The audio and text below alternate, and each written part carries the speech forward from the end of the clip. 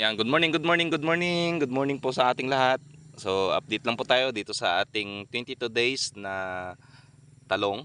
22 days after transplant. So, kasalukuyang ito na po yung kanyang laki. So, siya po ay meron ng mga 8 inches ang taas. So, meron na po siya mga dahon na ganyan kalalapad. So, yan na po siya. Halos isang palad ko na po siya. So ngayon, nagtatanggal po ulit tayo ng mga side shoot yan sa ating mga pananim para at least mapanatili po natin yung magandang nutrisyon dito sa ating tanim, na kung saan yung mga nutrisyon na to ay aakyat dito sa taas. Nang sa gayon ay mabilis siyang lumaki. At the same time ay nababawasan din natin yung pagdami. Maiwasan natin yung pagdami ng mga insekto na maaring makakapaminsala dito sa ating mga pananim. Kasi ang insekto na to, o yung mga insekto ay gustong gusto nila yung mayayabong yung dahon upang makapagpamahay sila. Kasi pag medyo mas maganda, mas malamig yung panahon, yan, favorable sa kanila, tapos makapal yung dahon, so tumatago lang po sila yun. Yun, may mga lumilipad-lipad na mga white flies.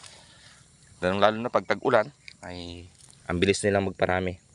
So kailangan natin mapanatili yung proper na malinis yung ating mga pananim para maiwasan natin yung kanilang pagdami. Yan, so mag-heal up po tayo sa susunod na mga araw.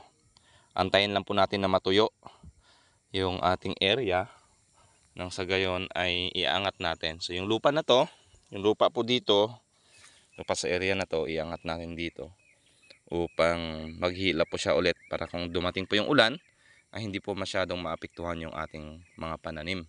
Yan. So kasi hindi rin po maganda yung masyadong nabababad po siya sa tubig. Yan. So ang kagandahan ng pag nataalis natin yung mga side shoot na to ay hindi lang sa nutrisyon, hindi lang sa pag-iwas ng sa sakit, sa mga peste, kundi ay nagiging maganda rin yung ventilation. So parang sa paningin ko, meron po siya mga pailan-ilan na mga bunga. Yan. So yan po, bunga po yan. So ipupuron po natin yan. Aalisin natin kasi masyado pa sa paningin ko, masyado po siyang bata para magdala ng bunga. Yan. Para at least yung susunod na bunga, yun na lang yung medyo paramihin natin.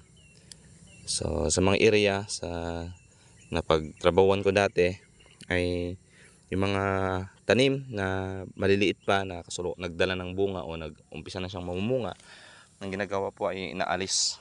Yan, kasi para at least maging maganda po yung resulta, mas matagal po na mapapakinabangan yung ating mga pananim. So katulad din po sa hayop na mga alaga natin, ano sa mga baboy, na kailangan na sa proper na po siya na edad bago po siya mag-reproduce, para at least mas maganda po yung kakalabasan.